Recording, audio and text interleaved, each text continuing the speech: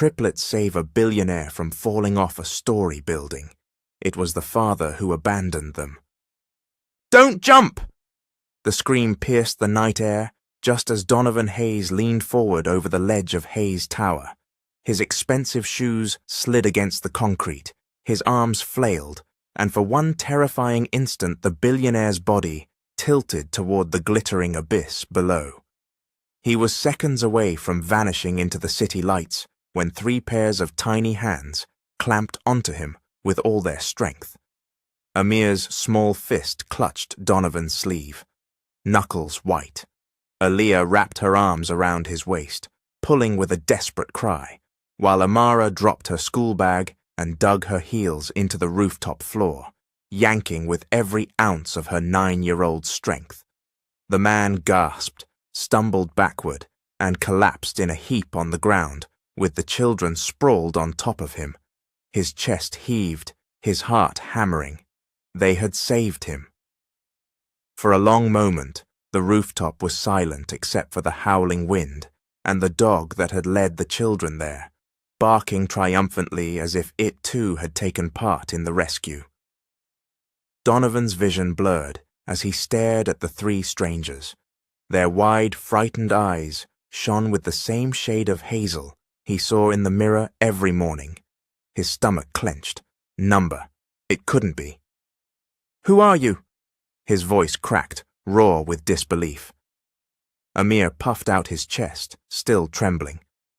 "We're kids, and kids don't let people fall." "You don't have to do that to yourself," Aaliyah added softly, her tone far older than her years.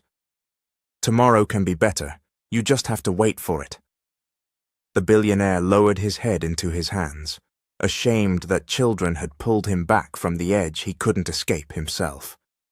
When he finally stood, they followed him down the emergency stairwell, their small feet echoing against the steel.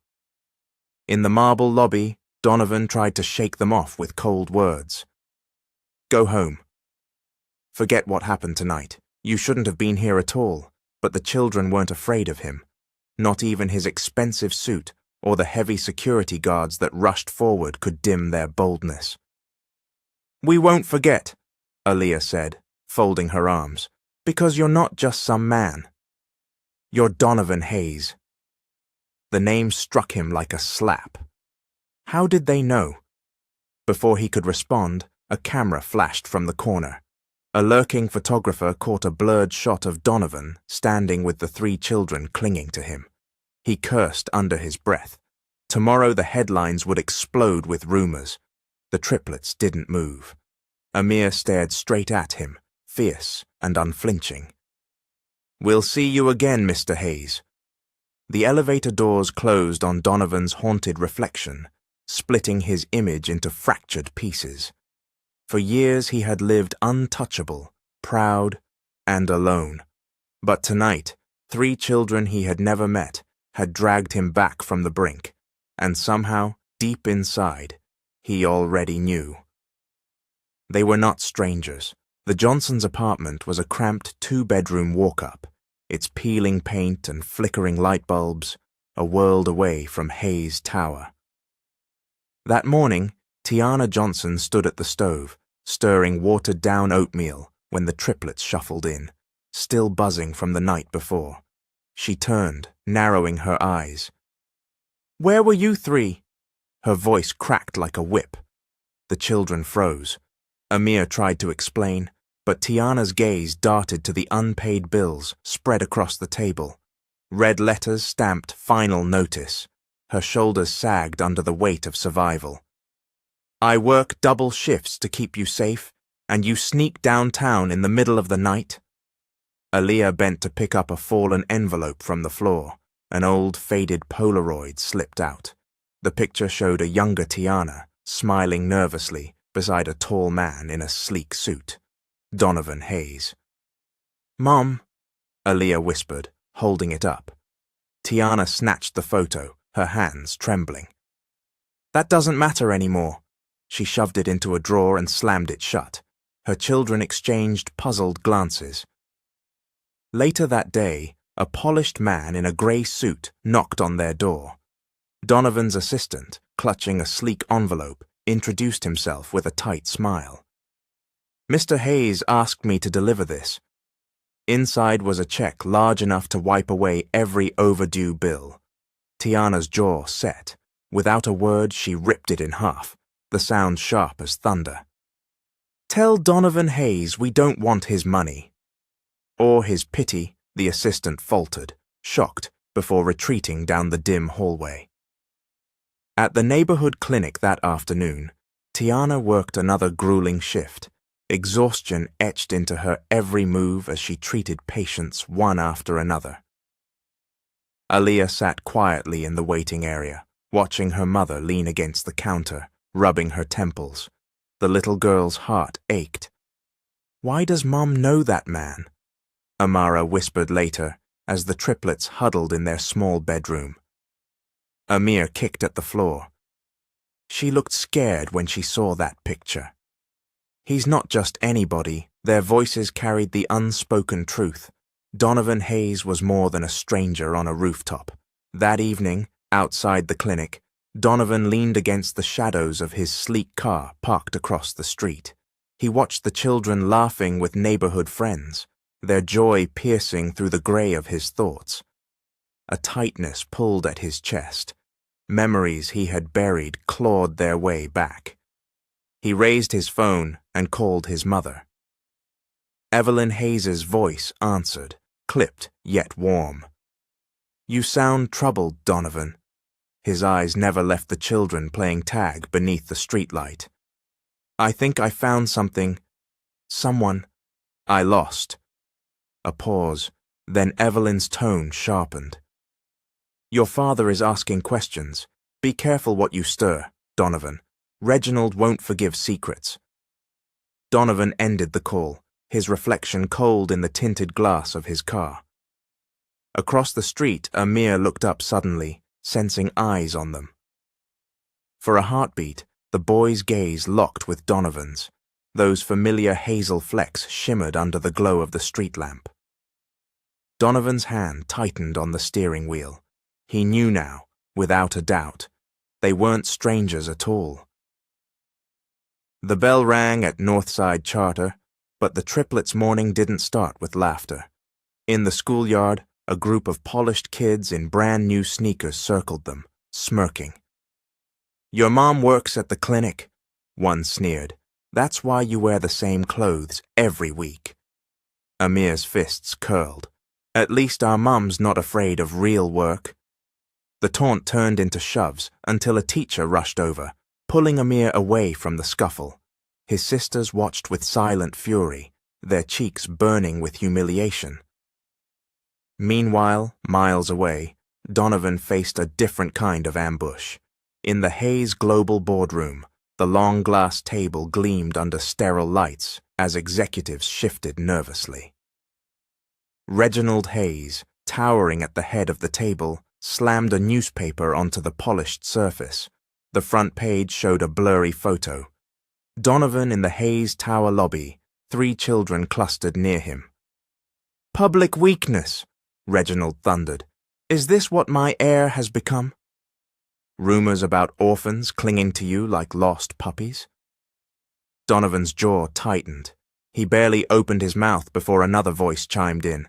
Marcus Vance, a smooth-talking ally, leaned forward with an easy smile. "What Donovan needs," Marcus said silkily, "is a stronger partner."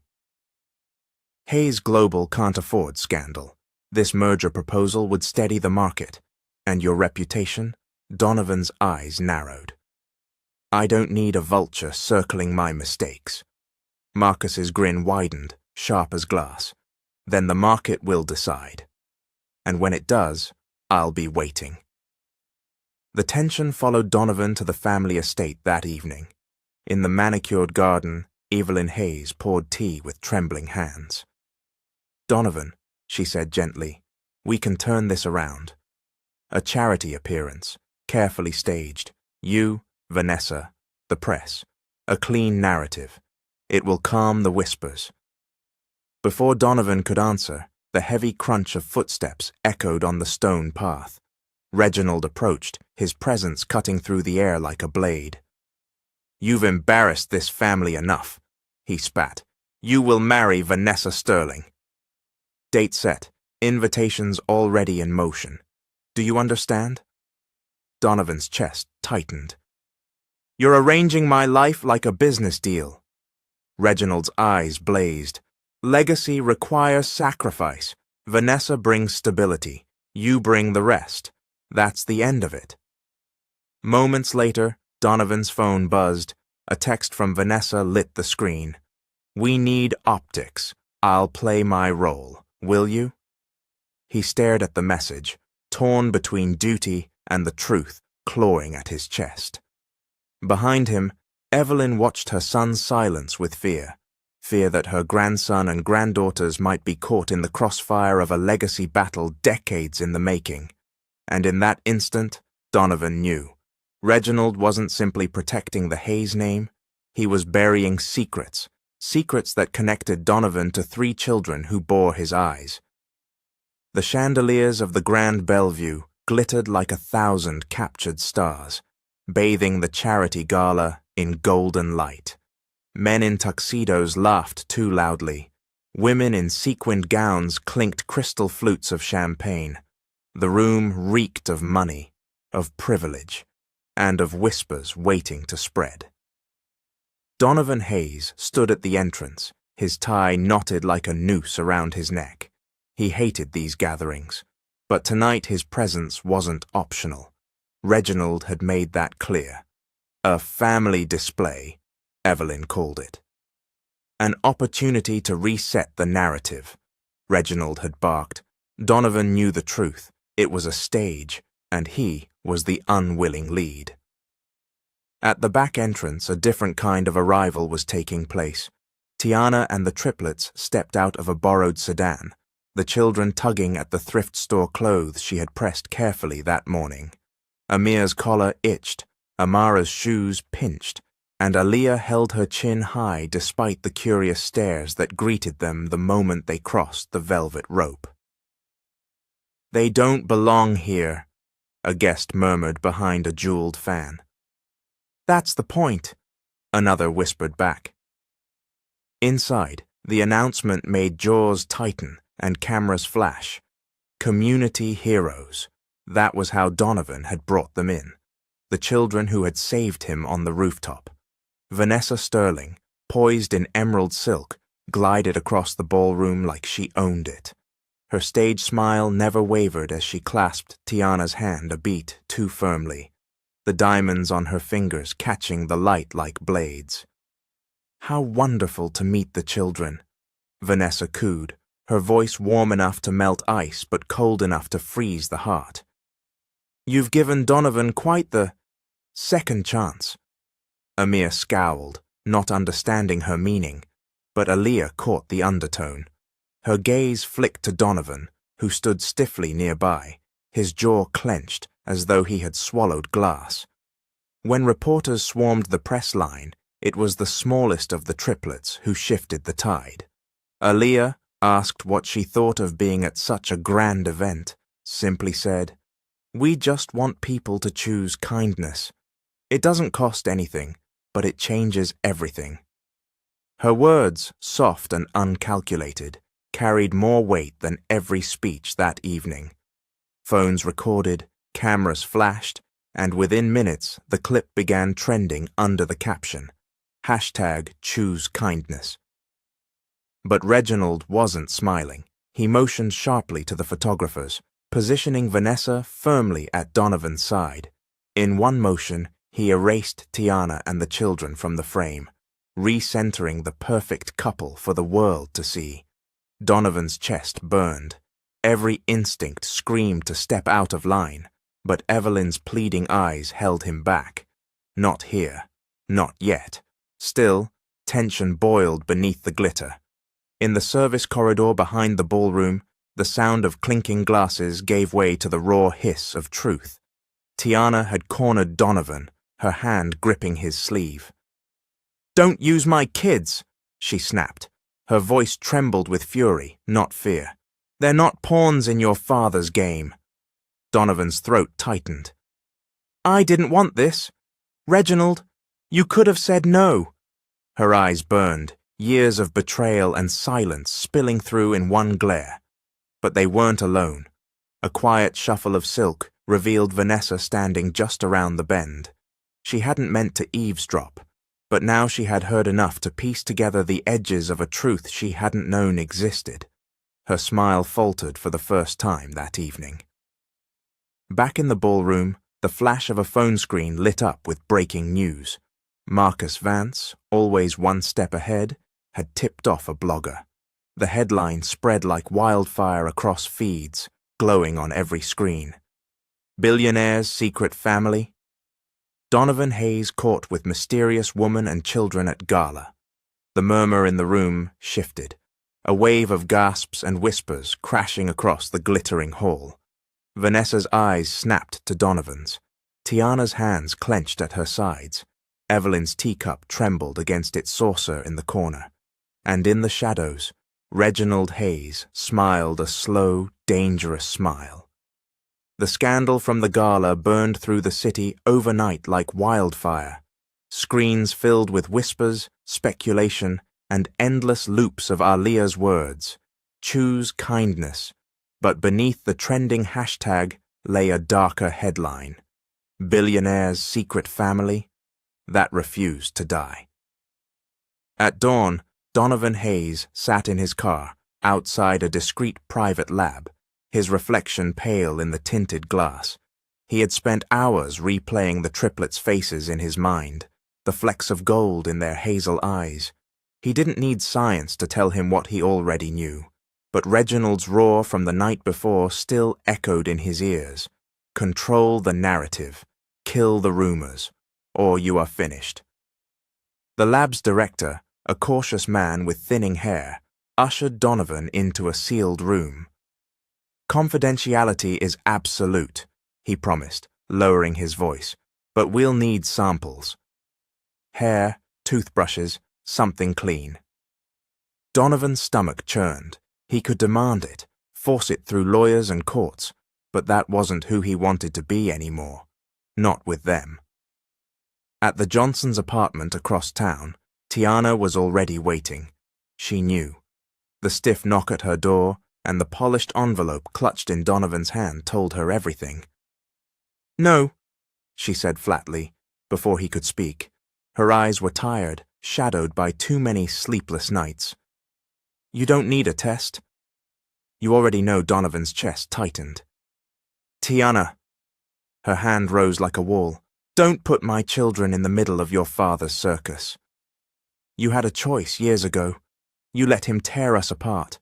Don't ask them to bleed for proof you already see in their faces. The triplets lingered in the hallway, pretending not to listen, but every word cut into them like glass. Amir's fists balled. Aaliyah bit her lip until it bled. And Amara, the quietest of them all, slipped away unnoticed. That evening, when the apartment fell silent, Amara padded into the small kitchen. She plucked a comb from the counter, a hat from the hook, and with small, deliberate hands, placed them into a large envelope.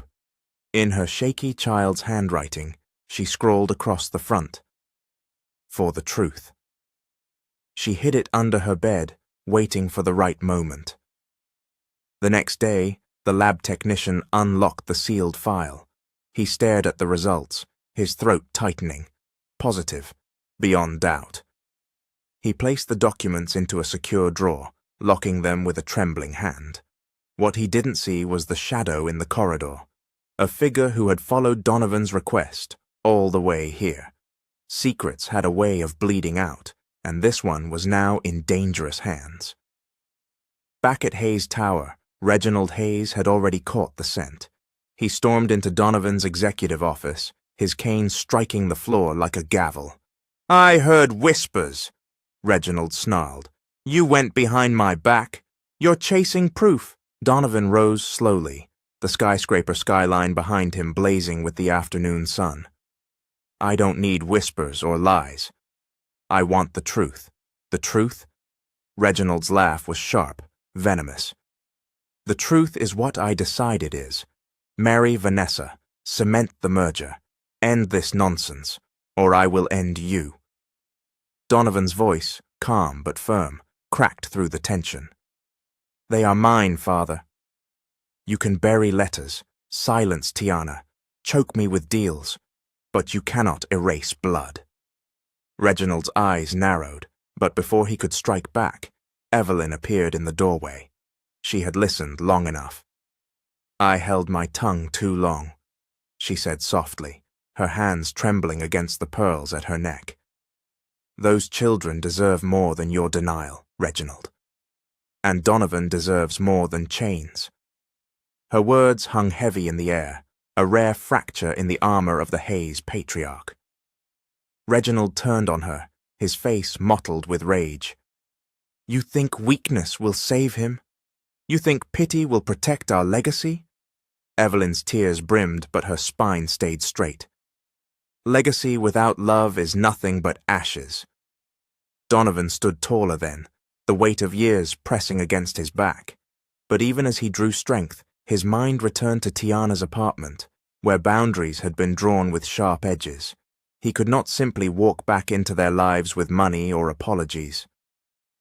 That night, Tiana sat the children at the kitchen table, their bowls of soup cooling untouched. Her voice was steady but low. "No gifts, no checks, no strings.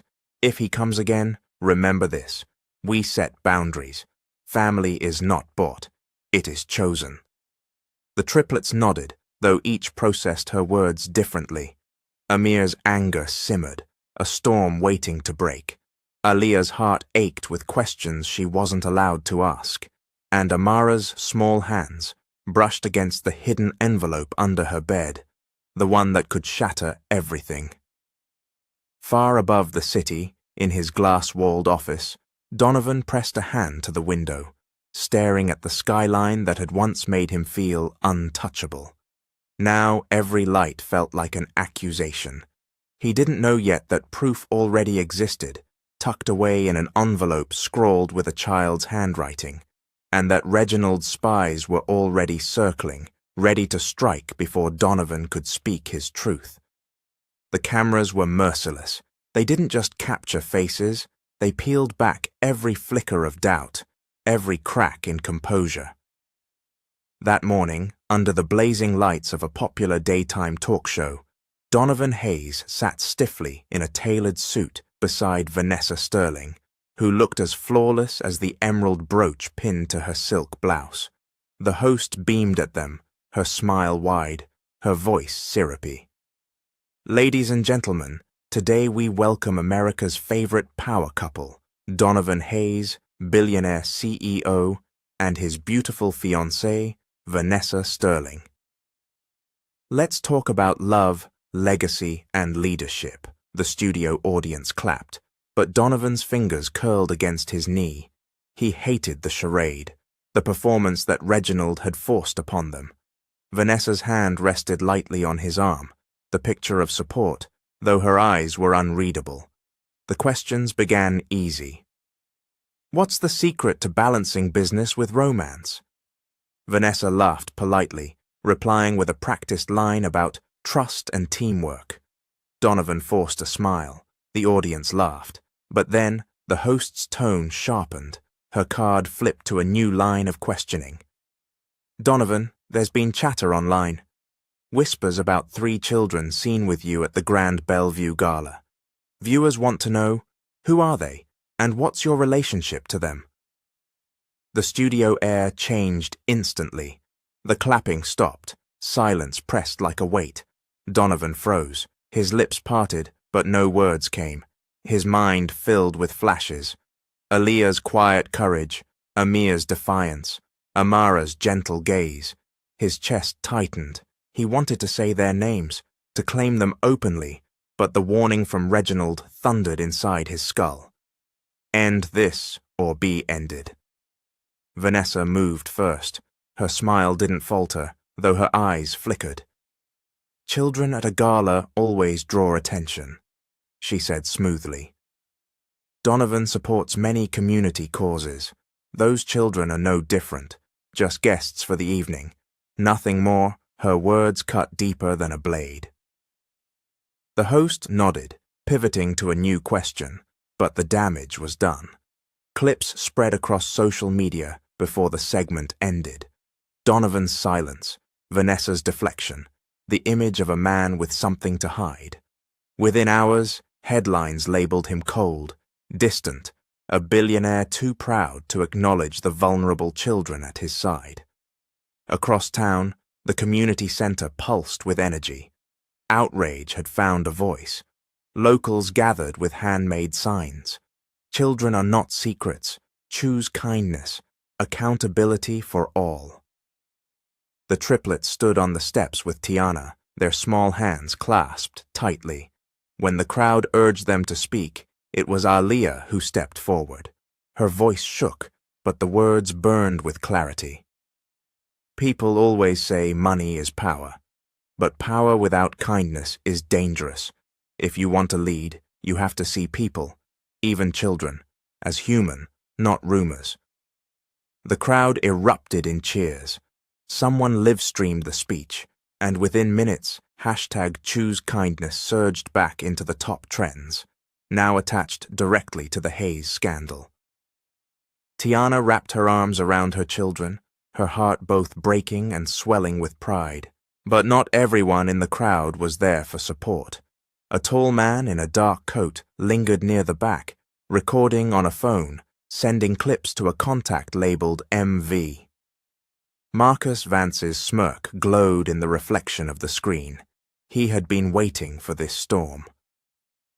By the time Donovan stormed into the PR floor of Hayes Global, the damage was in full swing. Screens lit the walls with headlines, memes, and tweets. His communications director stammered through a briefing. "It's spreading faster than we can control. We've tried redirecting with charity content, but bots are amplifying the unfit father narrative." Donovan's eyes snapped to the staffers hunched over keyboards. "Bots?" "Yes, sir. Fake accounts pushing hashtags, coordinated smear campaigns. We traced some back to shell firms. And those firms?" The director's voice faltered. "They're tied to Marcus Vance." Donovan's fists slammed against the table. "Marcus is feeding this fire while sitting at my boardroom table?" Silence hung heavy. The staff shifted uneasily, afraid to meet his gaze. Donovan turned, storming toward the glass wall. His reflection glared back, fractured by the city skyline behind it. At that same moment, Evelyn confronted Reginald in the family library. "This must stop," she whispered urgently. "You're destroying your own son. You're destroying grandchildren you won't even admit exist." Reginald's voice was calm, almost gentle, but his words dripped with ice. "Legacy requires sacrifice. Donovan doesn't understand that yet. He still thinks blood matters more than power. But blood can be erased. Narratives cannot." Evelyn's hands trembled around the teacup.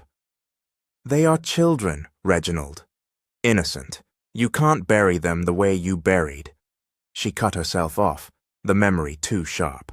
Reginald leaned closer, his voice a hiss. "You will hold your tongue. I built this empire from nothing, and I will not watch it crumble because Donovan cannot control his impulses. If those children stand in the way, then they must be cleared aside."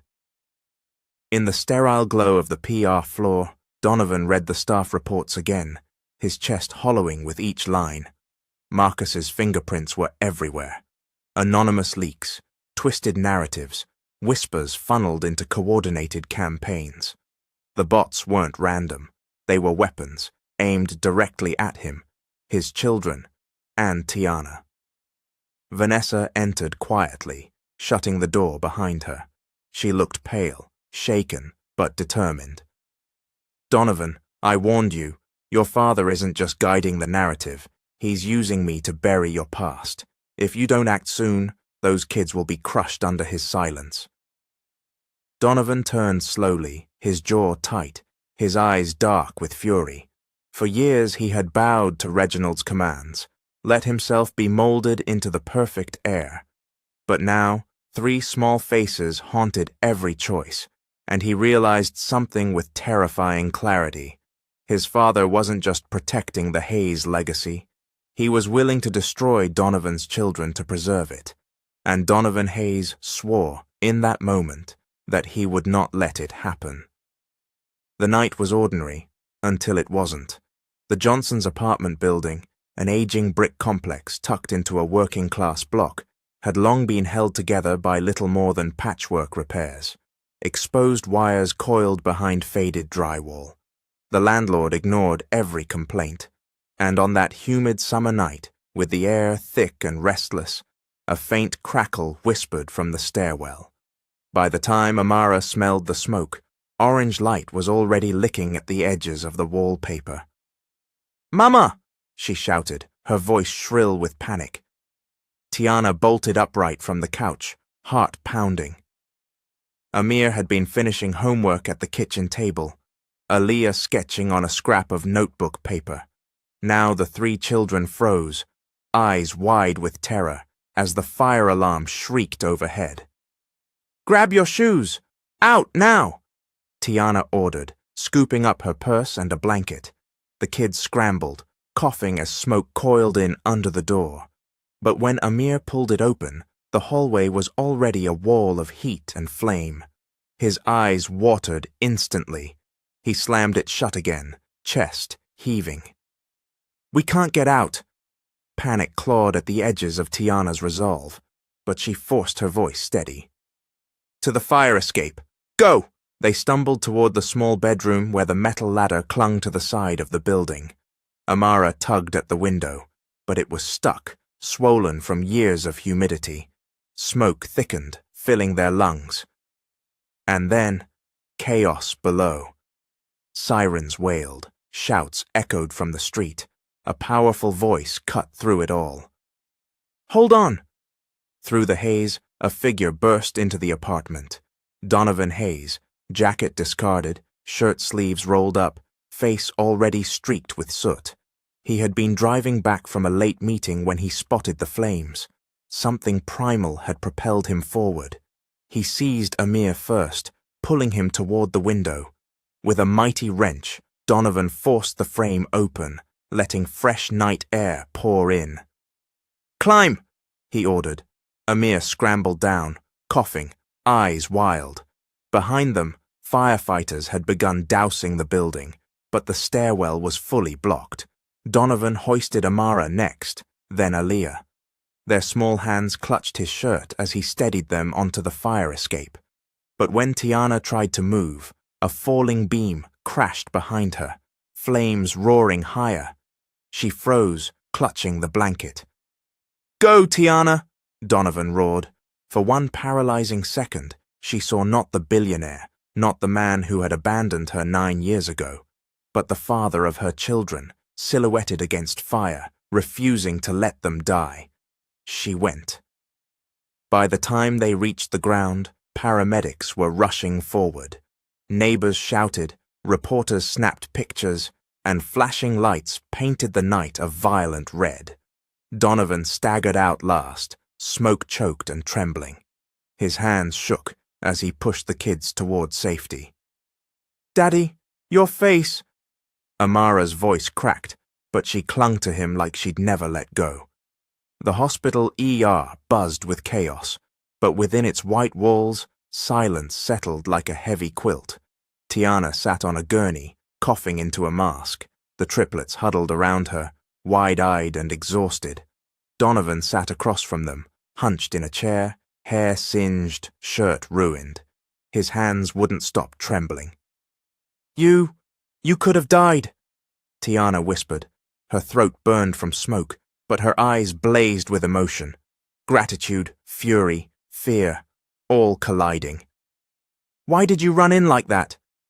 "Because they're mine too," Donovan rasped. The words stunned the air out of the room. The triplets froze, exchanging glances. Aaliyah's hand slipped into Tiana's. Amir swallowed hard. Amara blinked rapidly, tears spilling.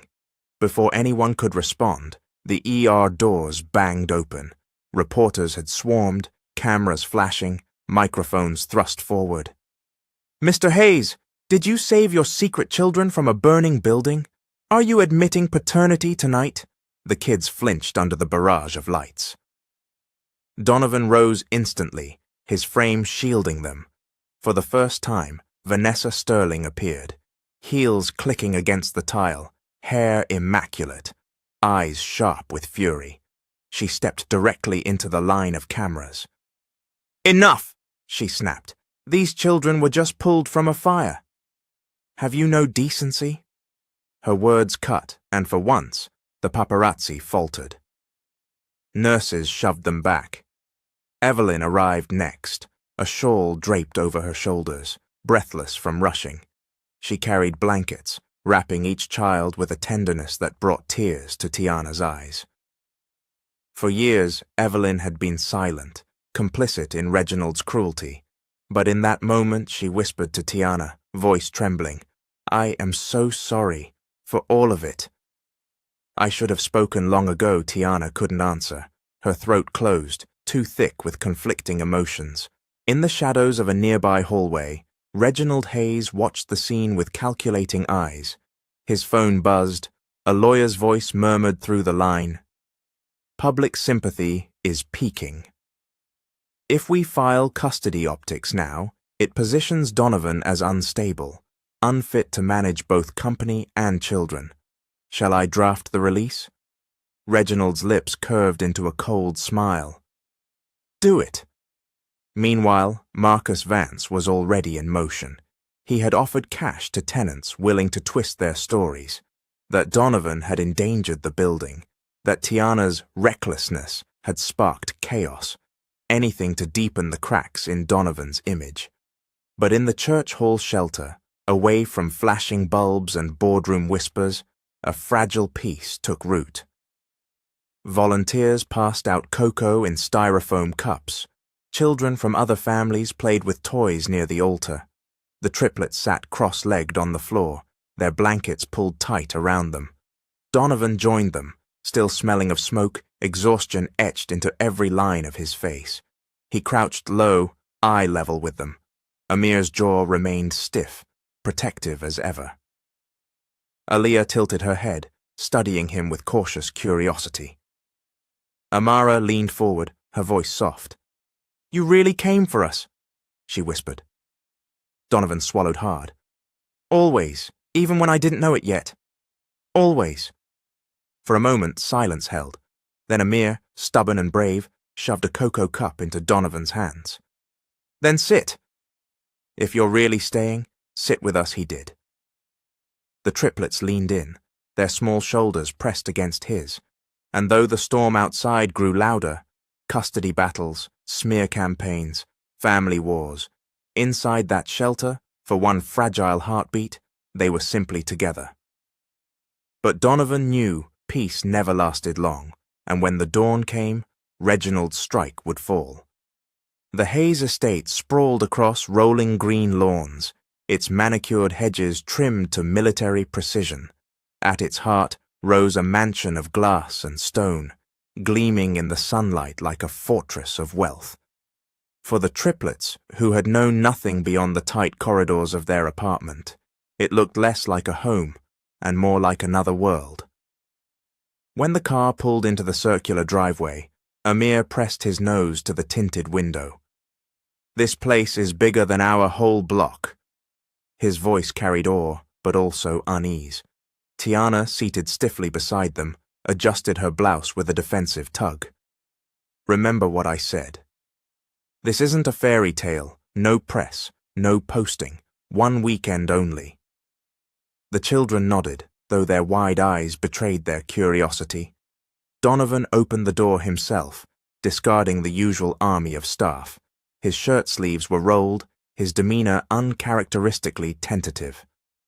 "Welcome," he said, voice soft as though testing the word. Inside, the air smelled of polish and roses. Donovan led them down a broad hallway to a wing that had been prepared in secret.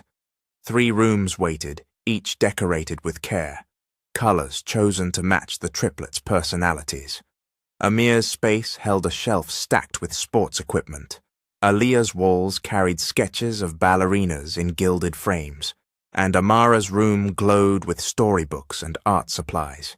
The children froze, mouths open.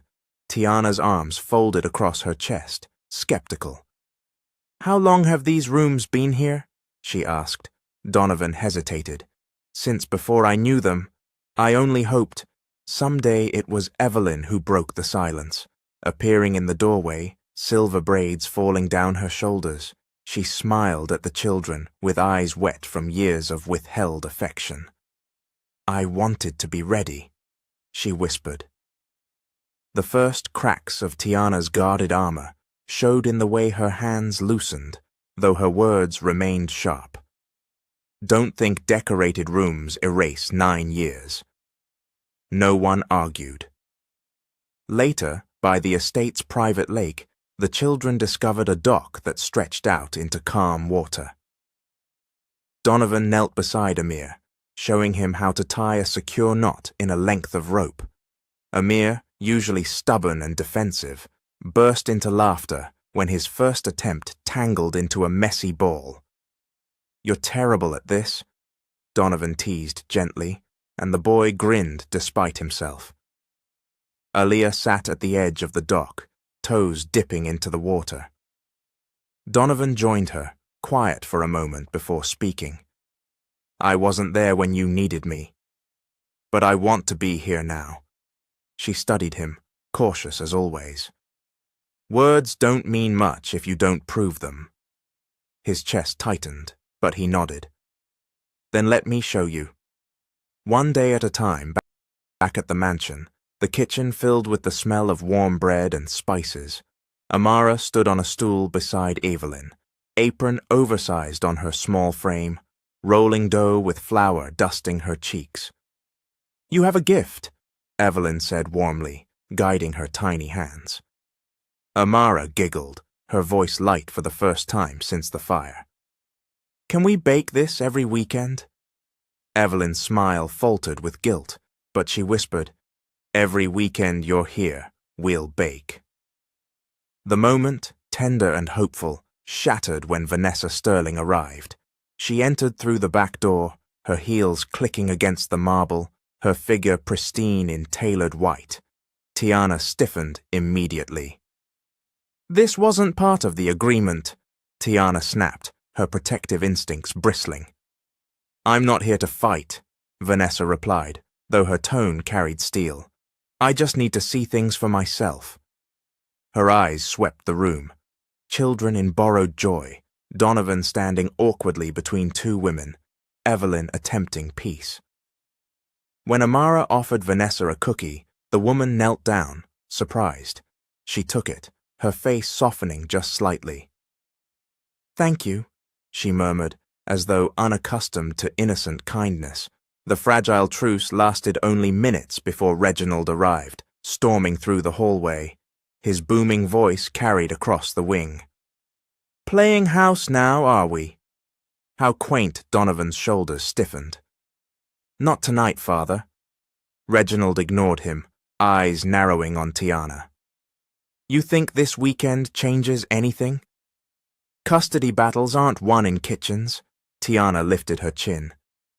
"And legacies aren't built by breaking families apart." The air between them crackled with decades of unspoken war. Evelyn stepped forward, her voice shaking but firm. "Enough. These children deserve peace," Reginald sneered, but Donovan's glare silenced him at last. That night, as the triplets settled into their new rooms, Donovan sat with Aliyah on the window seat. Moonlight painted her face silver. "I chose wrong before," he admitted, voice thick with regret. "I let fear decide. But I want to choose differently now." She studied him with steady eyes, far older than her 9 years. "Then what will you choose?" Donovan stared out at the moonlit lawns, the echo of his father's threats heavy in his ears. "I'll choose tomorrow, and the day after. As long as you'll let me, down the hall, Tiana overheard the words. Her heart ached, torn between the wounds of the past and the fragile promise of a future. The mansion was quiet, but underneath its silence, war drums beat, a father clinging to control, a son fighting for redemption, and 3 children caught between worlds. And in the darkness, Vanessa stood alone on the balcony, staring at the family inside. For the first time, she questioned not her place in Donovan's life, but the role she would choose in the storm to come. The hum of servers filled the dimly lit room, a mechanical heartbeat beneath Hayes' global tower. Amara stood on tiptoe, peering past Donovan's chief technology officer as green code streamed across multiple screens. She had slipped in while visiting her father's office for the weekend, her curiosity always sharper than her siblings. "Why are those numbers blinking?" she asked innocently. The CTO frowned. "They shouldn't be." His hands flew across the keyboard, tracing patterns in the digital noise. "Somebody's pulling data from inside." Donovan appeared behind them, suit jacket over his shoulder. When the CTO looked up with alarm, Donovan's guts sank. He knew exactly who might have planted that trail. Marcus Vance, the man who had been circling his company like a shark in bloodied water. "Flag it! Lock it down! Nobody else knows," Donovan ordered. He rested a hand on Amara's shoulder, steady but protective. "And you, young lady, you may have just saved us from a breach." Amara's eyes widened, half proud, half frightened. "I was just asking. Sometimes the truth came out that way, accidentally, innocently, and changed everything." Later that afternoon, the corporate cafe bustled with chatter. Donovan stepped in for a coffee, but found Vanessa waiting at a corner table, sunglasses perched like armor. "I didn't call this," he said flatly. "You'll want to hear it anyway," she replied, sliding a sealed folder across the table. Her voice was calm, but carried the weight of urgency. Reginald forged documents years ago, threats against Tiana. It wasn't chance that she left. It was his design. Donovan's hand froze on the folder. Rage flickered, but he forced it down. "You're saying my father engineered their separation?" Vanessa's eyes softened just slightly. "I'm saying he destroyed any chance you had to know your children sooner, and if you don't act, he'll do it again." At the estate that evening, Evelyn moved like a shadow through the archives. Dust rose in the air as she pried open a box of sealed correspondence. Her heart thudded when she pulled free a bundle of letters, tied with ribbon. The handwriting was unmistakable. Tiana's. One by one, Evelyn read them under the dim light. Pleas for Donovan to hear her out, to meet his children, to believe her. Every letter had been intercepted, never reaching its intended hand. Evelyn pressed a trembling palm to her mouth. "Oh God," she whispered. "Reginald, what have you done?" For years she had chosen silence, but the weight of truth was crushing her now. That same night, Marcus Vance poured a glass of aged whiskey in his penthouse overlooking the city. Reginald Hayes sat across from him, the 2 men speaking low, conspiratorial. "Donovan is slipping," Marcus said smoothly. "The board is restless. If he resists the merger, the market will punish him. His scandal is already enough fuel." Reginald's lips curled into a cold smile. "Push harder. Leak what you must. He'll crawl back." Or break. Marcus raised his glass in a silent toast. In the gleam of city lights, the deal felt sealed, though cracks were forming unseen beneath them. At school the next day, Aaliyah overheard whispers among staff as she returned from lunch. "Custody surprise, they're calling it. Court petition already drafted," one teacher muttered, unaware the little girl stood behind the half-open door. Aaliyah's chest tightened. Custody? Were they planning to take her and her siblings away from their mother? She clenched her fists, fury burning hotter than fear. Secrets always found their way to her ears, and she knew one thing: they were never good. She ran home, blurting everything to her siblings in their shared room. Amir swore under his breath. Amara's lip trembled. They clung together, a huddle of 9-year-old resolve against a storm too big for them. In Donovan's office, Evelyn appeared again, pale but determined. She carried the bundle of intercepted letters and laid them on his desk. "These are hers," she whispered. Donovan picked one up, recognizing Tiana's looping script. His hands shook as he read her words.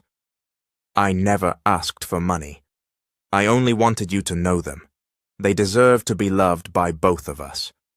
He sank into his chair, throat tight, heart burning with shame and rage. "All this time," he said hoarsely, "he lied to me. He stole their childhood from me." Evelyn's eyes glistened. "I should have stopped him. I was afraid. But no more. If you want to fight, I will stand with you now." Donovan pressed a hand to his forehead, grief and resolve colliding in his chest. "Then it's war." By midnight, Donovan's mind was made up. He walked into Vanessa's office, her sleek modern space downtown, and dropped the forged documents on her desk. "Help me expose this," he said. Vanessa looked at him, long and searching, then exhaled. "If I do this, I'm turning my back on my mother's alliances. On Reginald, on everything I've been groomed for. Then why consider it?" Her lips curved in something between a smile and a grimace. "Because those children deserve better. And so do you."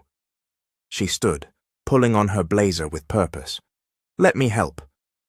"On camera, we'll burn him down with his own lies." Donovan's eyes locked with hers. For the first time, they weren't adversaries, weren't actors in an arranged engagement. They were allies, poised to strike at the empire that had bound them both. But in the shadows of the penthouse, Marcus Vance was already plotting his next move. If Donovan thought uncovering letters and leaks would be enough, he was wrong. Marcus had leverage of his own, and the war for Hayes Global was about to turn brutal. The morning bell had barely rung when the triplets approached the front gates of Northside Charter. A crisp autumn breeze rustled the trees, scattering golden leaves across the pavement. Children spilled from buses, laughing and chasing one another, unaware of the storm crouched in the shadows. Amir noticed it first, the dark van idling too long near the curb, windows tinted, engine humming with a predatory patience. He stiffened, his instincts sharper than most boys his age. "That van's been here all week," he muttered to his sisters. Aaliyah frowned, clutching her backpack straps. "Mama said to trust our gut. If it feels wrong, then it is," Amir finished. His eyes never left the van. As they neared the entrance, the sliding door suddenly roared open. 2 men in hoodies lunged out, moving fast, their hands outstretched. "Get the kids!" one barked. Amara screamed. Amir shoved her back toward the gate. Aaliyah dropped her books, heart hammering. But the school guard was quicker than anyone expected. Slamming a palm against the fire alarm panel, he triggered a shrill siren. The sound split the morning air like a blade, drawing teachers and students into chaos. "Run!" the guard shouted. The kidnappers tried to grab Amir, but he twisted free, his elbow connecting hard with one man's ribs. The second reached for Aaliyah, but she ducked, screaming as the alarm blared louder. Amara, trembling but sharp, yanked down the handle of a side fire bell. The clang echoed across the campus. Doors burst open, and crowds of children flooded the sidewalk in confusion. The chaos worked in their favor. The kidnappers lost sight of their targets. Furious, they retreated toward the van, dragging open the door. But Donovan Hayes' security team was already in motion. 2 black SUVs screeched onto the street, men in suits leaping out. The kidnappers panicked, slamming the van into gear. "Move!" Amir shouted, He grabbed his sister's hands, pulling them into the crowd. The chase spilled into the city's arteries, the van weaving recklessly through traffic. Donovan himself, alerted by his assistant, arrived just in time to see the vehicle careen onto the city bridge walkway. His heart froze, the same walkway where months earlier he had nearly ended his own life. Now his children were being hunted on it. The triplets sprinted across the bridge, weaving between stunned pedestrians. The kidnappers pursued on foot, abandoning the van to chase them down. "Over here!" Donovan roared, waving his arms. His suit jacket flapped in the wind as he bolted toward them. But the men were faster, gaining ground. Suddenly, tires screeched. A luxury sedan cut across the bridge's entrance, blocking the kidnappers' escape route. The driver's door flew open and Vanessa Sterling emerged, heels clicking hard against concrete. "You're not taking them!" she shouted, positioning herself like a shield. Her car, gleaming and formidable, stood as an unlikely barricade. The kidnappers skidded to a halt, fury twisting their faces. One lunged, but security swarmed in, pinning him to the pavement. The second turned to flee, only to be tackled by an off-duty officer caught in the fray. The bridge erupted in sirens and flashing lights as police units stormed in. The triplets collapsed into Donovan's arms, trembling. Amir's face was pale, but his voice quivered with anger. "They were going to take us!" Donovan hugged them tighter, eyes burning as he kissed the tops of their heads. "Not while I'm breathing." At the precinct, the fluorescent lights hummed as officers shuffled paperwork. The kidnappers sat cuffed and sullen, lawyers already on their way. Detective Morales briefed Donovan and Tiana, who had arrived frantic and shaking. "They're refusing to talk," Morales said grimly, "but we traced the van, registered to a shell company with ties to—" Marcus Vance Donovan's stomach knotted. He had suspected Marcus's hand in every shadow, but to see his suspicions confirmed filled him with cold fury. Reginald Hayes arrived soon after, flanked by attorneys in immaculate suits. Instead of comfort, he brought venom. "This chaos," he sneered, "is exactly why custody should be reconsidered. Donovan, your reckless entanglements have endangered these children." Tiana rounded on him, eyes blazing. "Reckless? They were nearly kidnapped because of your business war. Don't twist this into a weapon against me or them." But Reginald only smirked, already plotting the headlines he would feed to friendly reporters. In the waiting room, Vanessa approached the triplets quietly. Amir eyed her with suspicion, but Aliyah asked the question burning in all their minds. "Why did you help us?" Vanessa crouched to their level, her gaze steady. "Because you're innocent. And because sometimes, standing with the truth matters more than protecting an image." Amara whispered, "Even if it costs you." Vanessa smiled sadly, "Especially if it costs me." The children exchanged looks, surprised by the honesty in her voice. Later, as the precinct emptied into late evening, Donovan sat with Tiana in a quiet corner. His hands shook as he reached for hers. "I won't let this happen again," he promised. "You have my word. Security, safe houses, anything you need." Tiana studied him, torn between gratitude and lingering mistrust. "Promises don't keep children safe. Actions do." He nodded. "Then watch me act." Across the city, Marcus Vance poured himself another glass of whiskey, staring at the glowing skyline. His phone buzzed with news of the failed attempt. His smile didn't falter. "Let them think they've won today," he murmured. "The game isn't over." That night, as the triplets finally slept at home, a storm gathered on the horizon. Aliyah stirred in her dreams, whispering words she didn't understand, but felt deep in her chest. This fight isn't over, and it's coming for us all. The courthouse loomed like a fortress, its marble steps crowded with reporters, cameras flashing like lightning. Inside, the tension was thicker than the polished oak panels lining the mediation room.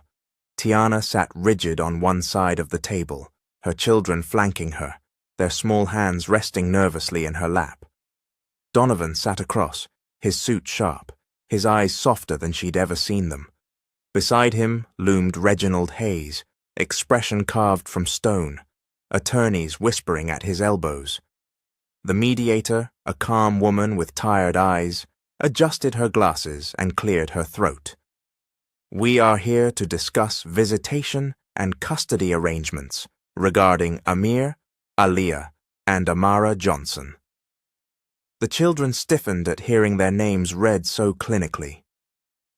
Before anyone else could speak, Reginald leaned forward, his voice like gravel. "My son has demonstrated instability, running into burning buildings, allowing children to be exposed to kidnappers, to scandal. These children require controlled visitation. My family's legacy cannot afford further embarrassment."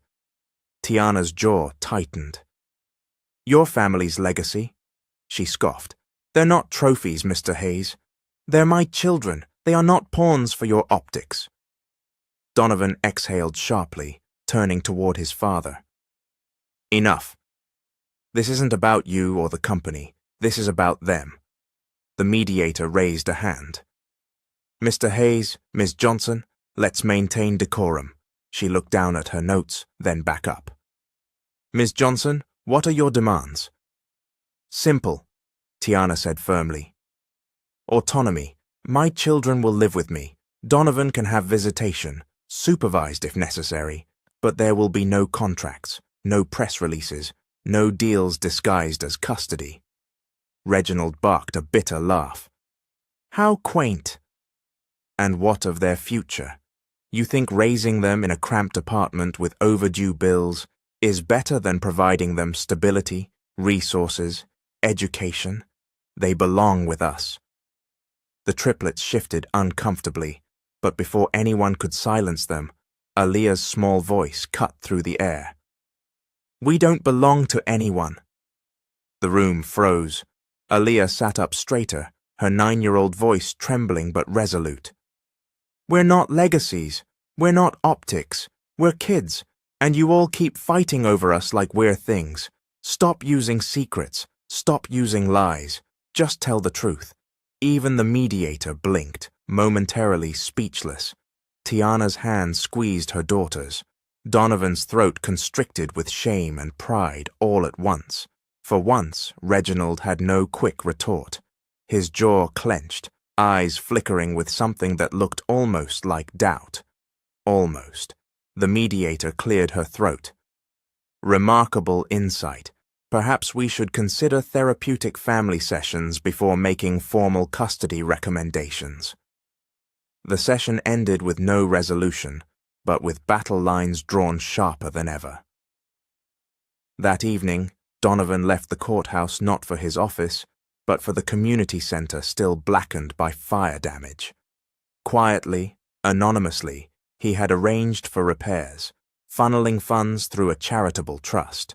Contractors hammered away, volunteers painted walls, and the smell of fresh lumber fought with the lingering scent of smoke. Tiana arrived with the children, shocked to find scaffolding rising where ruin had stood. "Who?" she began, but Amir already knew. It was him. He nodded toward Donovan, standing in jeans and a plain shirt, sleeves rolled up, hauling supplies with his own hands. For the first time, the children saw him not as a billionaire CEO, but as a man. Tired, sweaty, determined. He handed a bucket of nails to a volunteer, then caught their eyes. His smile was tentative, but real. Aaliyah whispered, "He didn't even put his name on it." Tiana's heart softened despite herself. She wanted to stay angry, to cling to the walls she had built, but seeing him like this chipped at her defenses. Still, she reminded herself, money repaired buildings, not broken trust. Meanwhile, Amara hadn't forgotten what she saw in the Hayes Tower server room. That evening, she tugged Donovan's sleeve. "I kept the logs," she whispered, pulling a folded paper from her backpack. "Numbers, timestamps, IP addresses. These show where the attacks came from," she said proudly. Donovan frowned, scanning them. "Marcus," he muttered. "He's behind the breach, the kidnapping attempt. All of it." Amara's chin lifted. "Then we have to prove it." He looked at her, stunned by her courage. She was 9, yet already carried the sharp mind of an investigator. He tucked the paper into his jacket pocket, heart swelling with both pride and sorrow. "You just might be the smartest Hayes of us all," he said softly. Up in the Hayes Tower roof garden, Evelyn waited with Tiana later that week. The skyline glowed behind them, city lights shimmering like restless stars. Evelyn's hands shook as she passed Tiana a sealed envelope. "I should have given you this years ago," she whispered. Inside were copies of the intercepted letters. Tiana's words begging Donovan to hear her out, to meet his children, to love them. Tiana's breath caught. All this time, he never saw them? "No," Evelyn's voice cracked. "Reginald buried them. And I let him. I told myself I was protecting Donovan, but I was protecting myself. My silence hurt you all." Tiana's eyes burned with tears she refused to let fall. "You don't get to erase the years I raised them alone. But if you really want to protect them now, stand with us, not him." Evelyn gripped her hand, frail but firm. "I will. I swear it." Behind them, Donovan approached quietly, catching only the last words. He stepped forward, his voice steady. "Then we protect them together." Reginald's voice, however, lingered like a ghost in Donovan's ears. That afternoon, his father had cornered him in the mansion's study, eyes blazing. "You think siding with her makes you strong?" Reginald hissed. "You're choosing weakness." "You're choosing ruin," Donovan's hands had clenched into fists. "I'm choosing both, family and fortune, but this time I'll build them rightly." Reginald's smile was venom. "Then you've chosen war." Back on the roof garden, the triplets played among the potted trees, unaware of the promises being forged in whispers. Amir climbed the stone railing, Aliyah twirled with a scarf, Amara sketched the skyline in her notebook. For a fleeting moment, laughter rose into the night air, weaving through the tension like a fragile thread of hope. Donovan watched them, a vow tightening in his chest. No matter how long, no matter the cost, he would not lose them again. But far below, Marcus Vance prepared his next move, and Reginald sharpened his knives. The sand had been drawn, and this time, crossing it meant blood. The chandeliers in the Grand Regency Hotel ballroom glittered like captured constellations, each crystal prism scattering light across gowns sewn with sequins and tuxedos pressed to perfection. Waiters glided like shadows, balancing trays of champagne flutes that caught the light like liquid gold. Outside the towering doors, a crowd of reporters swarmed, their camera flashes a fevered drumbeat waiting to invade. This was no ordinary party. It was Reginald Hayes's masterstroke, an engagement gala meant to bind Donovan and Vanessa Sterling in a union as cold as ice, and calculated as the contracts locked in his office safe. Guests knew the script. The sun would smile, the fiancé would glow, and the Hayes dynasty would appear untouchable once more. But beneath the glitter lay dynamite, waiting for a spark. Donovan arrived stiff in his tailored suit, his jaw clenched. Vanessa walked beside him, radiant in a sapphire gown, every inch the perfect fiancé. Cameras erupted as they stepped onto the press line, a wall of flashbulbs painting them in false perfection. "Mr. Hayes! Miss Sterling! Show us the ring!" one reporter shouted.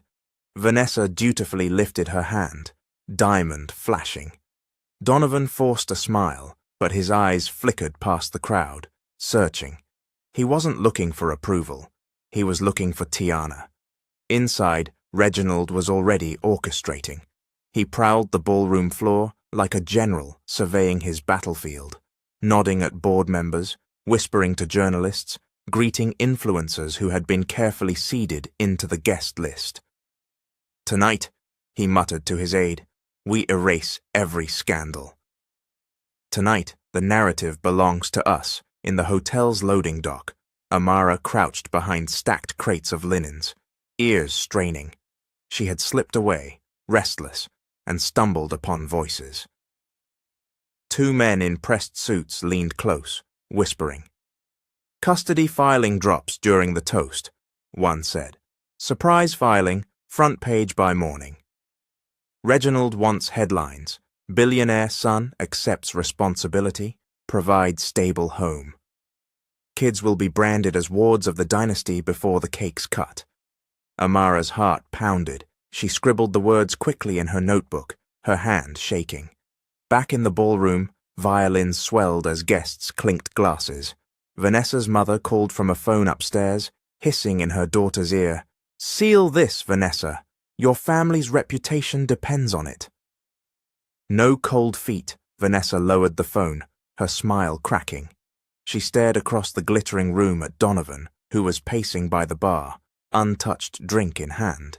His reflection in the mirror looked more prisoner than groom. At a corner table, the triplets sat uncomfortably in thrift store outfits, polished as best as Tiana could manage. Whispers drifted toward them from wealthy guests. Community heroes, charity cases, how quaint. Amir's fists clenched, but Alia's steady hand kept him grounded. The MC tapped the mic. "Ladies and gentlemen, if I may have your attention. Tonight we celebrate not only legacy, but love. Please raise your glasses for our future." Donovan Hayes and Vanessa Sterling. Applause thundered. Donovan's stomach knotted. He saw Reginald smiling, smug, certain he had already won. At that moment, Alia tugged Donovan's sleeve as he passed their table. Her eyes, those same eyes that had saved him on the rooftop, looked up at him with quiet fire. "You don't have to pretend anymore," she whispered. "Say the truth." Even if it scares you, her words struck like lightning. He had been balancing on ledges all his life. Tonight he would finally step back to solid ground. On stage, the MC raised his arm. "And now, Donovan will share a few words." Donovan stepped into the spotlight, heart thundering. For a moment he stared out at the sea of glittering faces, the chandeliers blazing above, his father's smirk at the back of the room. Then he spoke. "I know what you expect me to say. That I'm honored, that I'm grateful, that this night proves the Hayes name is untouchable." His voice wavered, then steadied. "But tonight, I refuse to lie. Tonight I won't play the part written for me." Gasps rippled through the crowd. Reginald's smile faltered. Donovan's gaze sought the triplets, then Tiana, standing pale and tense by the service doors. "The truth is, I have children. 3 of them. They are my tomorrow, my pride, my reason to breathe. And they come first." The ballroom erupted. Voices shouted, glasses shattered against marble. Cameras flashed, hungry for scandal. Reginald stormed forward. "Donovan!" Enough, but Donovan raised a hand, silencing even his father. "You wanted legacy? This is it. My legacy is them, not your contracts, not your staged alliances." Them all eyes turned to Vanessa. Her role was clear. Deny, smile, salvage. But she surprised them all. She took the mic from Donovan, her chin high, her voice ringing. "A marriage built on lies is no marriage at all." She looked at him, then at the children. "If truth is what he chooses, then truth is what I'll stand beside, even if it costs me everything." The room gasped again, this time louder. Reginald's face turned crimson, veins bulging in fury. Meanwhile, in a dim PR war room upstairs, Marcus Vance's fixer pressed a button. Across social media, headlines began to spread like wildfire. Billionaire Donovan Hayes exposed, secret family with single mother. Tiana Johnson, opportunist or survivor? Photos appeared, cropped and twisted. Tiana at rallies, Tiana with bills on her kitchen table, Tiana in moments of exhaustion. The captions whispered one word louder than all: gold digger. By the time Vanessa and Donovan left the stage, phones across the ballroom buzzed with the smear. Murmurs twisted into venom. So she's after his fortune. Classic trap. Tiana stood frozen as whispers slashed her like knives. She turned, dragging her children toward the exit, her pride burning hotter than humiliation. Backstage in the service corridor, she stopped Donovan cold. Her eyes blazed. How dare you drag them into this circus? Into your father's games? You say you choose them, but do you know what that means? It means standing when the world spits on them. It means refusing money, refusing power, if it means keeping them safe. Are you ready for that? Donovan reached for her hand, but she pulled back. I will protect them, he swore, not as optics, not as pawns, as their father. Her voice cracked with bitterness. You already failed once. Then she turned, ushering the children away. Donovan stood alone in the corridor, shoulders shaking. Across the ballroom, Reginald erupted. You ruined everything, he hissed at Donovan when they collided near the bar. Do you understand what you've done? Years of planning, wasted in one speech, Donovan's eyes blazed. Better wasted plans than wasted lives. You think you've won? Reginald sneered. Marcus is already 3 steps ahead. By morning, she'll be painted a harlot, and you'll be the fool who threw away your future. Custody will be ours. But Evelyn stepped between them, trembling yet fierce. No, not this time. You've manipulated enough lives, Reginald. These children will not be your weapons. Her voice carried enough weight to silence even him, if only for a moment. Outside, reporters screamed questions as the Hayes car pulled away. The triplets huddled against Tiana, their faces pale under the neon lights. Amir glared back at the hotel, fists clenched. Aliyah whispered, It's just beginning. And she was right, because miles away, Marcus raised a toast in his penthouse. Now, he told his associates, the real war begins. The night after the engagement disaster still pulsed across headlines, its aftershocks rattling through every glossy magazine, stock ticker, and gossip blog. Donovan's confession, the truth about his children, had shocked high society into frenzy. But the smear campaign was working too. By morning, Tiana's face was everywhere, framed by cruel captions. Single mother, opportunist, trap setter, Donovan Hayes's secret family, love or leverage. The world was demanding proof, and proof finally was coming. The newsroom of the Daily Lens buzzed like a hornet's nest. Reporters hunched over laptops, screens lit with drafts of breaking stories. Vanessa Sterling walked in, heels sharp against the linoleum floor, a sealed leather folder tucked under her arm. She had called ahead, but still, whispers rippled as she passed. Is that her? Sterling? The fiancé? Ex, I think. But why's she here? She didn't flinch. She had rehearsed this moment a dozen times in the limo ride over, her mother's voice still clawing at her ear. Do not burn this bridge, Vanessa. You are nothing without this alliance. But she was done being a pawn. She laid the folder on the editor's desk. You want the truth about the Hayes family? Here are your receipts. Letters Reginald suppressed, threats he sent to Tiana years ago. Bank records of hush payments routed through Sterling Hayes' accounts. Every paper trail he buried, the editor blinked, flipping through the pages. The typed threats, the notarized dates, the shredded but pieced-together invoices. "If this is real, it's real," Vanessa cut in, "and I'll go on record." Across town, in the quiet study of the Hayes estate, Evelyn Hayes sat trembling, fountain pen clutched in her hand. Donovan stood beside her, urging gently. "Mother, this is the only way. You saw the letters. You know he intercepted them.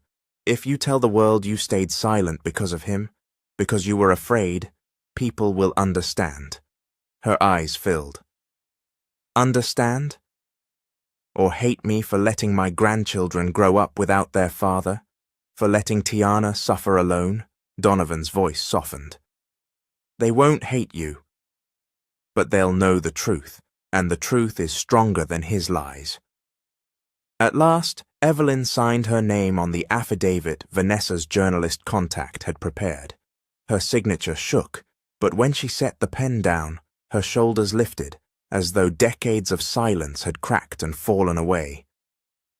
Meanwhile, Amara and Aliyah had slipped into Hayes Global under the pretense of visiting Donovan at work. But their true goal lay in the bowels of the building, the archives vault, where boxes of records older than either of them had gathered dust.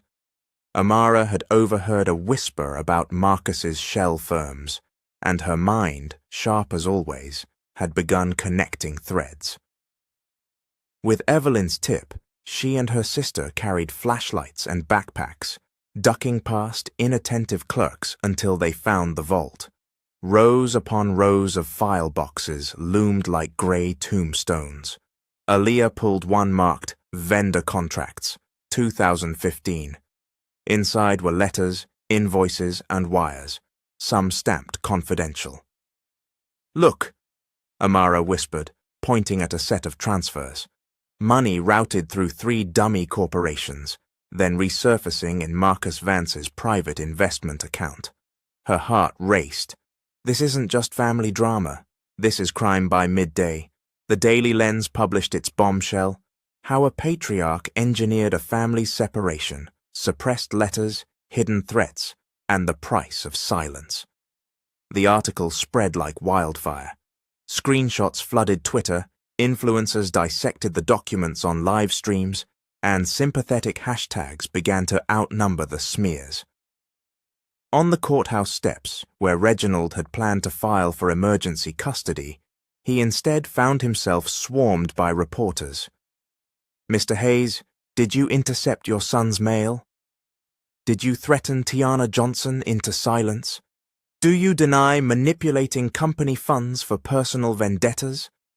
Reginald's face twisted. "Lies! Every word of it. Fabrications from a bitter woman and my weak son. I built this empire, and I won't see it destroyed by—" But his words were drowned in a sea of flashes, boos, and jeers. For the first time, Reginald Hayes looked cornered. That evening, in a packed community center hall, Donovan stepped onto a stage with Tiana at his side and the triplets in front of him. The crowd was restless, cameras already streaming. He cleared his throat, nerves gnawing at him, but when he looked down at Amir, at Aliyah, at Amara clutching each other's hands, his courage steadied. "I owe you all the truth," Donovan began. "Years ago, I loved a woman. We had children, 3 bright, brave, extraordinary children. But my family, my own father, kept me from them. Letters were stolen, lies were told, and I didn't fight hard enough. For that, I will never stop apologizing." The audience hushed. He reached for Tiana's hand. She hesitated, but let him take it. "I stand here now, not as a billionaire, not as an heir, but as a father. And I promise you this, I will fight for them, protect them, and love them, not in private, not in secret, but in front of the whole world." Applause thundered. For the first time, the smear began to crumble under the weight of living, breathing truth. At his penthouse, Marcus Vance watched the broadcast with a scowl. His assistant scrambled with fresh spin, waving mock-ups of new headlines. "It's not sticking, sir." The kids are too sympathetic. The letters are real, the bank trails, they've got teeth. Marcus poured himself a drink, eyes cold. Then we pivot. Reginald is a sinking ship. We cut ties before his wreckage drags us down. The assistant hesitated. But weren't you aligned? Marcus snapped. Aligned with profit, not with corpses. Yet even as he said it, Marcus knew the storm was far from over, and if he was to survive, he would need a new plan. Later that night, Evelyn visited the Johnsons' modest apartment. She sat at the worn kitchen table, wringing her hands. "Tiana," she began softly, "I should have spoken long ago. I saw what he did, how he crushed you, how he cut my son off from his own blood. I told myself silence was protection, but silence was betrayal." Tiana's jaw tightened. She wanted to rage, to tell Evelyn her silence had cost them years. But then Amara reached out, placing her small hand on Evelyn's. "Thank you for speaking now," the girl whispered. Evelyn's eyes filled. She clasped the child's hand as though it were the rope saving her from drowning. The next morning, as cameras gathered for the day's legal filings, Donovan and Tiana arrived together. Reporters screamed questions. Flashes erupted. Reginald was already there, pacing like a caged tiger, lawyers flanking him. "You think affidavits and tears will undo me?" he hissed as Donovan approached. "You're still nothing without my name. And she," he sneered at Tiana, "will always be beneath us." But Donovan didn't rise to the bait. He simply looked at his father with quiet steel. "The world doesn't fear you anymore, father. They see you." And for once, Reginald had no ready retort. That evening, the triplets walked with Tiana through their neighborhood, heads high despite the lingering whispers. Amir squeezed his sister's hands. He said it out loud. For everyone, that we're his Aliyah, nodded, eyes bright. It's just words, but it's the start of something bigger. Above them, the skyline glowed, Hayes Tower gleaming in the distance, no longer a fortress of secrets, but a battleground where truth had finally begun to win. And in the shadows, Reginald seethed, his dynasty crumbling, as Marcus sharpened knives for the next strike. Dawn broke over Hayes Global in a cold, metallic sheen, the tower's mirrored skin catching the first light like a blade. On the plaza, cameras assembled as if for a coronation or an execution.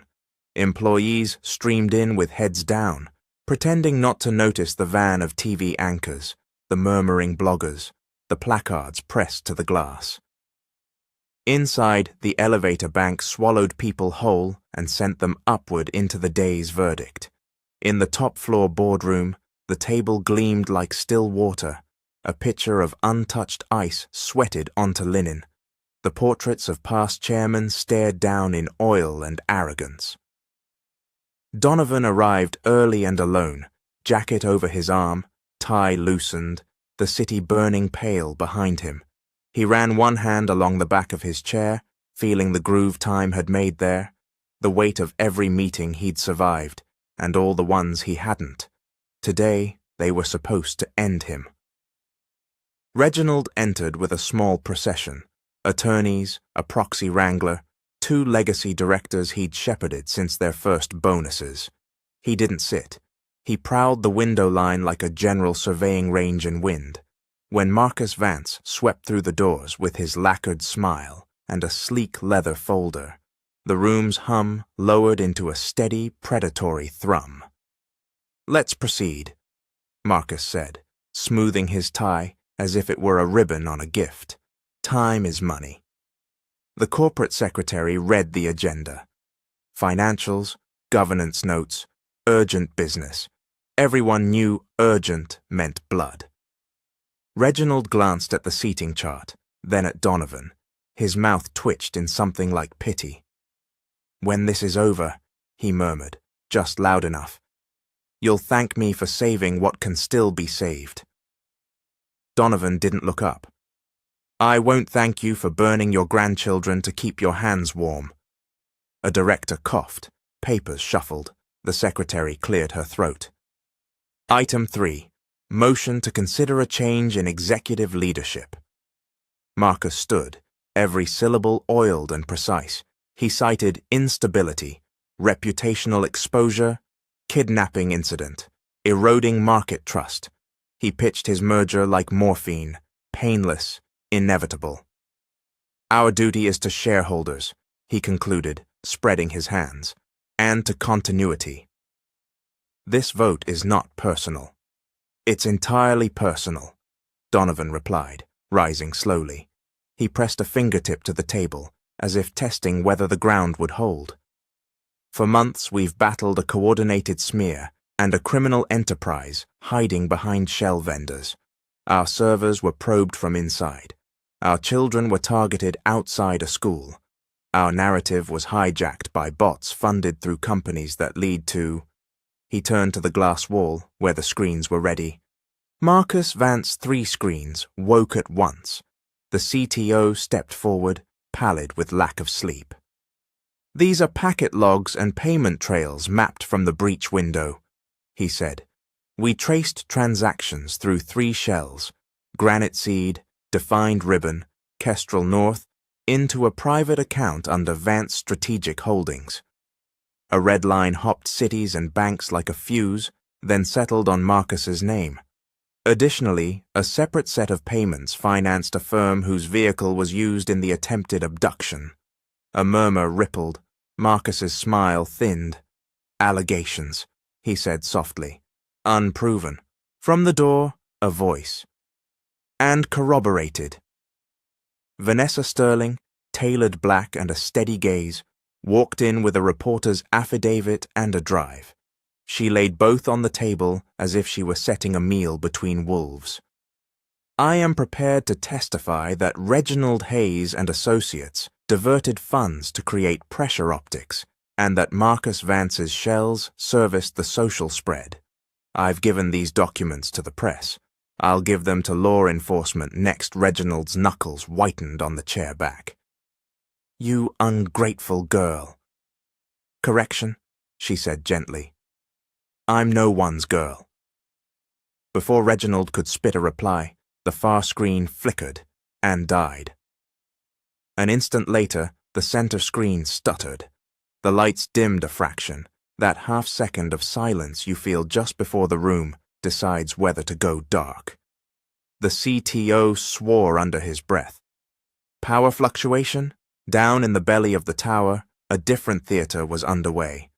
The freight elevator slid open to a concrete corridor that smelled of dust and machine oil.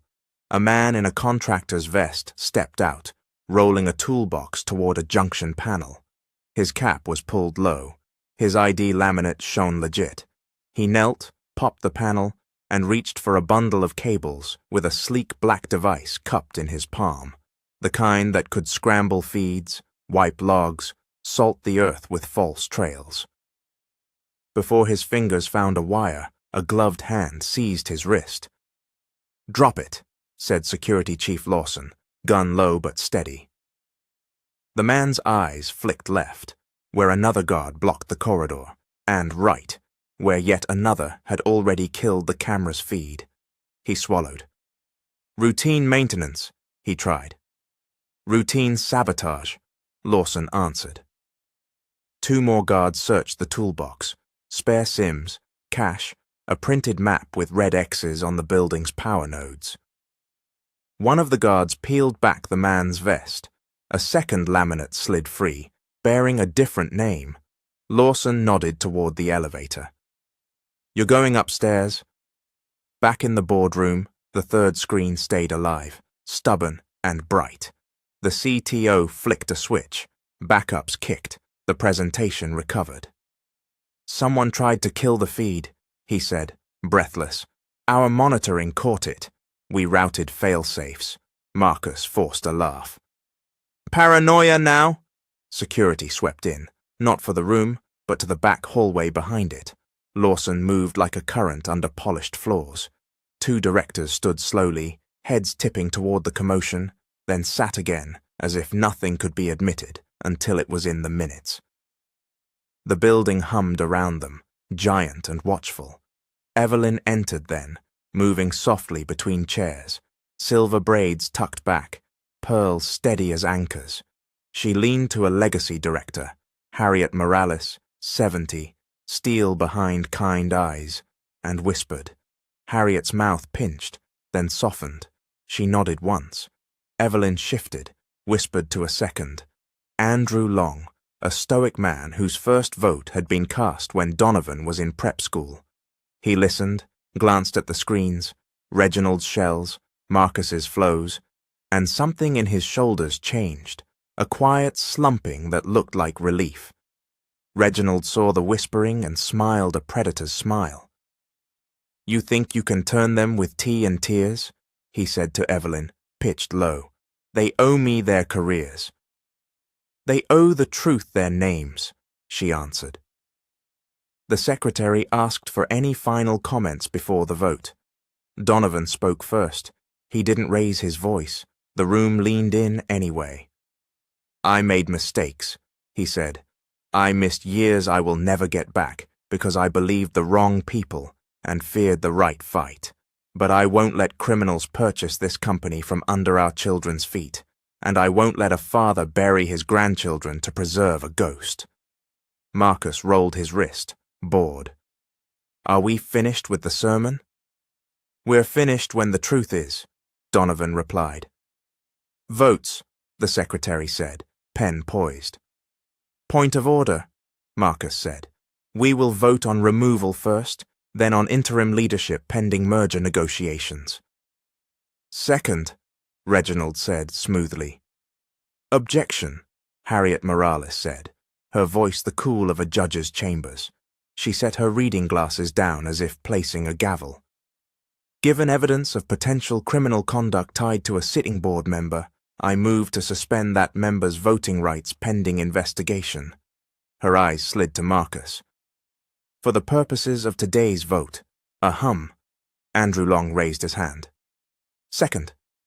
"On the motion to suspend," the secretary said, eyes wide. "Abstain," one director mumbled. "Aye," said Andrew. "Aye," said Harriet. Two more ayes, a no, then an aye from the independent audit chair who rarely spoke. The motion carried by a margin slimmer than breath. Marcus's jaw ticked. "You can't." "We just did," Harriet said. "Proceeding to the motion to remove Donovan Hayes," the secretary said. "Votes." Reginald's proxies rose like obedient ghosts. "Aye." Two directors followed, then Andrew Long. "No." Harriet. "No." The audit chair. "No." Another director, younger, eyes on the evidence. "No." The room paused at even.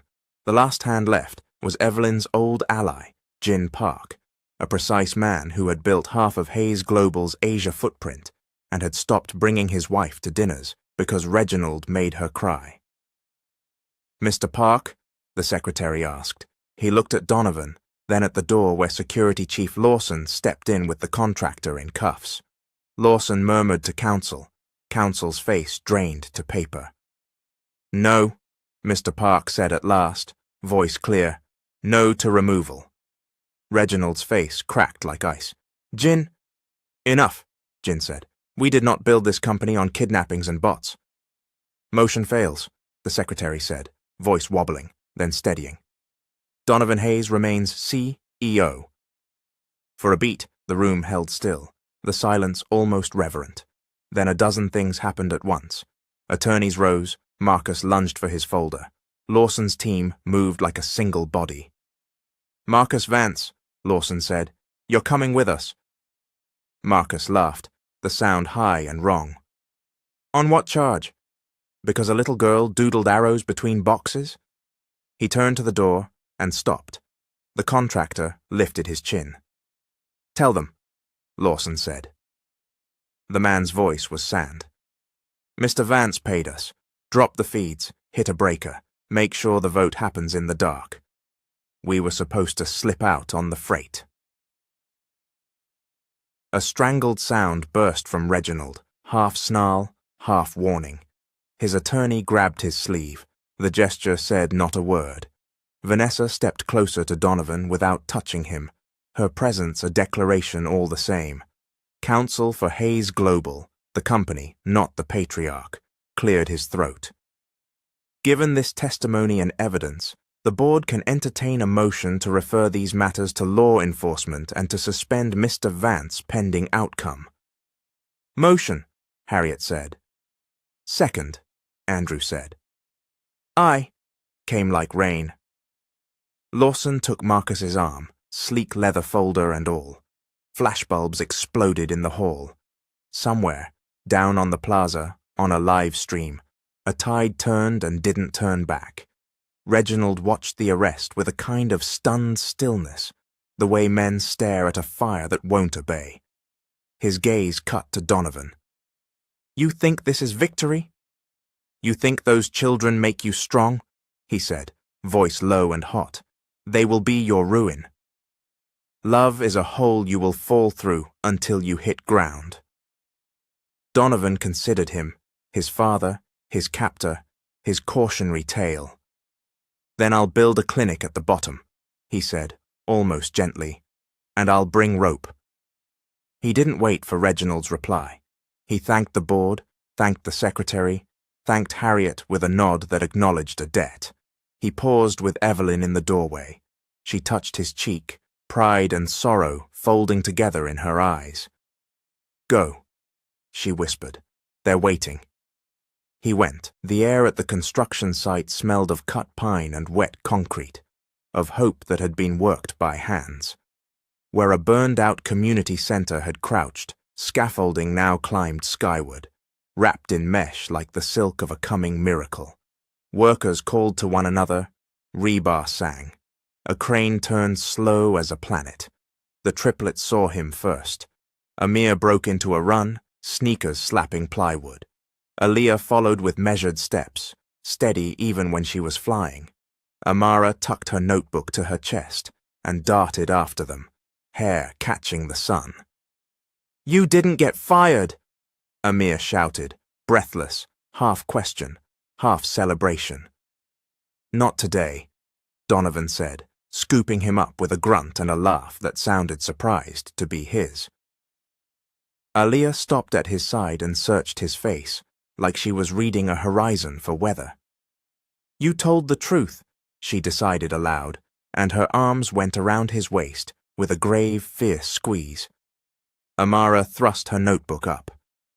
They used the shells like I said, she reported, businesslike, and the elevator man tried to break the screens, but they caught him. Did you see? I saw, Donovan said, kneeling so they were all a single cluster of height, the same sky behind them. I saw everything you taught me. Tiana came slower, a step behind, scanning his eyes for signs of the battle. Pride, fear, the kind of intoxication that makes men reckless. What she found there wasn't triumph, it was relief and a tired, tender joy that made her shoulders drop an inch she hadn't realized they were holding. How long do we have before the next war? She asked, tilting her head, just the slightest edge in her tone. As long as it takes to pour a foundation, he said, nodding toward the girders. Then as long as it takes to open a door. They walked the site together, helmets handed out by a foreman who pretended not to see famous faces because he had deadlines and rebar schedules. Donovan showed the framed-in lobby, the exam rooms spaced like teeth, the sign mock-up leaned against a wall, Hayes Community Clinic, Pediatric Wing. He'd argued for a different name, but the board had insisted. Sometimes you fight the big battles and let the small ones print the letterhead. Amara found the future playroom. Sunlight pooled there like a promise. Aaliyah traced a window line with her finger and said, "Children will see trees while they wait." Amir asked if the basketball hoop could be adjustable. The foreman winked and said, "For you." Maybe two. Near the temporary office trailer, a small group waited with coffee and clipboards, community leaders, a firefighter from the night of the blaze, the nurse who had kept the shelter calm when the church hall filled. Donovan shook hands like a man learning to speak out loud. "This is not charity," he kept saying. "This is repair." The breeze shifted.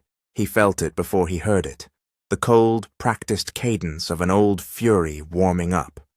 Reginald stood at the edge of the site, in an immaculate coat that didn't know the meaning of dust. Evelyn walked beside him, but for once she wasn't half a step behind. They looked like an era ending. "You will regret this," Reginald said quietly, the way men talk to the ocean as if it will listen. His eyes took in the beams, the children, Tiana's hand on the back of a chair. "You ruined the dynasty today." Evelyn's answer was soft and knife-clean. "We saved our family." He turned to her as if she'd struck him. "You'll die poor," he hissed. "I will die loved," she said, and turned her face toward the scaffolding as if toward sun. Reginald's gaze cut to the triplets. He opened his mouth, then closed it, some old muscle failing him. The streak of rage that had once been effortless now looked heavy to carry. He pivoted and left without a last word, the coat a single clean line against grit and wind. Donovan exhaled the breath he'd been holding for 10 years. The children crowded his knees. Tiana's shoulder brushed his, the contact neither promise nor withdrawal, just a fact of standing on the same ground. Vanessa arrived a few minutes later with hard hats under her arm, eyes tired, voice light. She didn't come close, didn't intrude. She just set the hats on a table and watched the triplets argue about paint colors with the solemnity of diplomats. "What color is hope?" Amara asked, pencil hovering.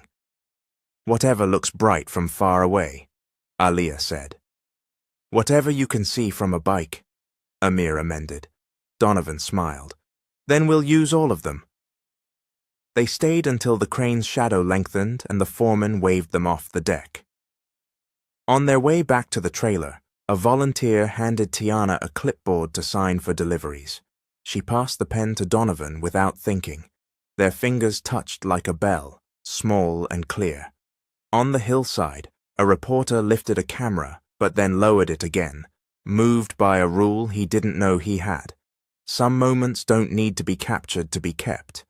As the sun slid toward the edges of the city, a flock of starlings tore across the sky in a ragged ribbon, turned and stitched itself whole again. The sound from the street below rose, traffic, chatter, a child's laugh, and then blended into the wind that combed the scaffolding. Tomorrow would bring statements and court dates, 1,000 hands trying to pull the story toward themselves. But for this hour, it belonged to them. 3 children with sawdust on their shoes, a mother with paint on her sleeve, a man who had learned the difference between empire and home. "Ready?" Donovan asked the triplets, not for a picture, not for a press line, just for the walk to the car and whatever came after. "Together," they said, as if they'd been practicing. He looked back once at the skeletal clinic rising, and imagined walls, charts, silly animal stickers on doorframes. He imagined a lobby where no one flinched at last names. When he faced forward again, a gust tugged his collar and carried the smell of cut pine to the parking lot. The evening felt like a promise. From the mouth of an alley, unseen by most, a figure watched them go and typed a message into a phone. Plan B failed. Proceeding with the last play tomorrow at the ribbon preview. The send arrow flashed. Far away, a journalist's inbox pinged with an anonymous tip. "Be at the church at noon. He won't see it coming." The war wasn't over, but love had won a battle in the room where power lived, and the city had heard it. And for the first time, the dynasty and the family were not the same thing. Sunday morning found the sanctuary bright as a promise, sun pooling through stained glass, choir robes fluttering like banners of joy. The triplets sat in the front pew between Tiana and Evelyn, their feet barely reaching the kneeler. Donovan stood at the lectern with a hand on the polished wood, his voice steady in a way it hadn't been in years. "I once stood on a place so high I couldn't hear my own heartbeat," he said, choosing his words carefully. "I thought there was no way forward. Then 3 small hands pulled me back to tomorrow. Today I'm here to say, if you're hurting, you're not alone. There is help. There is hope. Please reach for it, the way they reached for me. No details, no spectacle, only a simple testimony and a list of community hotlines printed in the program." The congregation hummed its approval. Aliyah squeezed Tiana's fingers. Amir sat a little taller. Amara's eyes shone with fierce pride. At noon, as the last chord faded, the sanctuary doors burst open. Cameras pushed down the aisle with a man barking orders. An online tabloid crew that had received a tip, "Be at the church. He won't see it coming." Reginald stepped in on their wake, immaculate and grim, like a storm he intended to supervise. "Mr. Hayes," the producer shouted, thrusting a mic. "Care to answer about falsified records?" Evelyn rose before Donovan could move. She took the church mic with both hands, palms steady, pearls bright against her throat. "This building has seen births, weddings, and the hard mercy of grief," she said, voice ringing. "It will not see lies today. I'm Evelyn Hayes. I signed an affidavit under penalty of law. I buried letters my son should have read. I was silent when I should have fought. That silence ends here." The room breathed as one. Ushers gently blocked the aisle. The pastor stepped into the path of the cameras. Vanessa, composed and cool, appeared at Evelyn's shoulder. "We have already turned over documents to investigators," she told the producer. "If you want the truth, you may read. If you want a circus, you can leave the tabloid man flinched under 100 calm eyes." He lowered his mic and backed away, pulling his crew with him. Reginald, for once, found there was no stage left to own. He turned on his heel and left the sanctuary to the sound of the choir starting again. Soft, certain, unstoppable. The clinic ribbon snapped under 4 small hands that afternoon, scissors glinting in a crowd's applause.